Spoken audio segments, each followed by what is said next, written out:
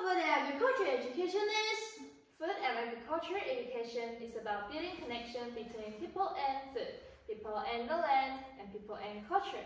Through food and agriculture education, we can better understand the food we eat, learn about agricultural activities and their value, and gain deeper insights into agriculture and its producers. But it seems like high school students don't really pay much attention to this. So, let's change that! So today our topic is Food and Agriculture Promotion on Campus. And here is our content. First, we will talk about background. Then we will move on to motivation, purposes, relevancy courses, methodology, findings and discussions, conclusions, suggestions, and finally, references. Taiwan implemented the Food and Agriculture Education Act in 2022 to promote awareness of food, health, and agriculture. Moreover, the 2024 Food and Farming Education Bidirectional Program expanded its target audience and encouraged broad participation in food and agriculture issues. Despite this, surveys show that teenagers eat only about 1/3 of the recommended dietary fiber, which is evidently insufficient. We have also noticed that many of our classmates have unhealthy eating habits, such as having flavored toast for breakfast or eating instant noodles for lunch just to get by. More importantly, they have no idea where their food comes from or how it is produced. Therefore, our project has 4 purposes. First, we want to analyze how students' eating habits affect their health. Second, we want to understand students' connection and attitudes toward food and agriculture issues. Third, we seek to find an effective way to engage young people with food and agriculture issues. Finally, we will assess the impact of our promotion plan. In the project implementation, we apply subjects related to the curriculum, including health and nursing, digital technology application, geography. Project implementation, SDGs.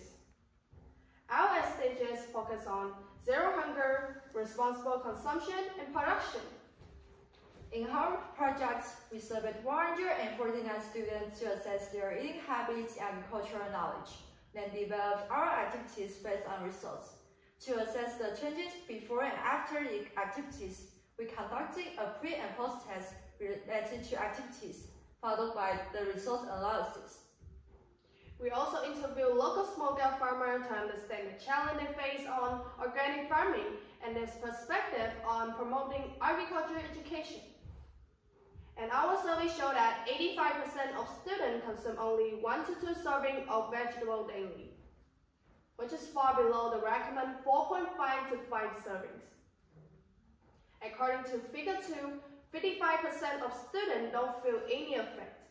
However, we predict that they may not realize how eating habits could potentially impact their health. Now we can see 45% of students feel several impacts, especially stomachache, feeling fatigue being the most common. And the following chart shows that over half of high school students still have a limited understanding of where their food comes from or how it is produced. In addition, this chart shows that interesting short videos is the most effective way to capture teenagers' attention on our project, followed by hands-on activities. Based on the above findings, we developed Food and Agriculture Promotion Plan. First, we organized vegetable planting activity. Next, we held a vegetable introduction tour. Moreover, we held a healthy snack tasting activity. We also used Instagram to promote our project.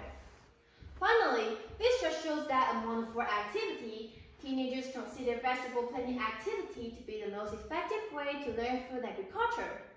Moreover, comparing the questionnaire result before and after this activity, students below the average of 40% after this activity. So, based on what we talked about, here are some conclusions. First, most teenagers lack a vegetable in their diet and some stomach discomfort and fatigue due to their poor eating habits. Second, over half of the students know little about where their food comes from or how it's grown, showing a lack of agricultural awareness.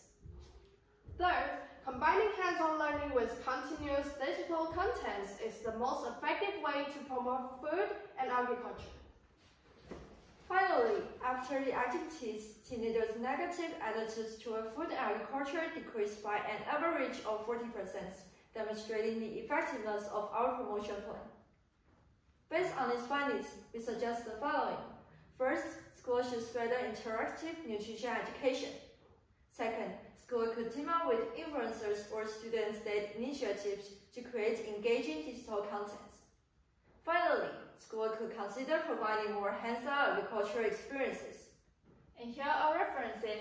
Thank you for listening.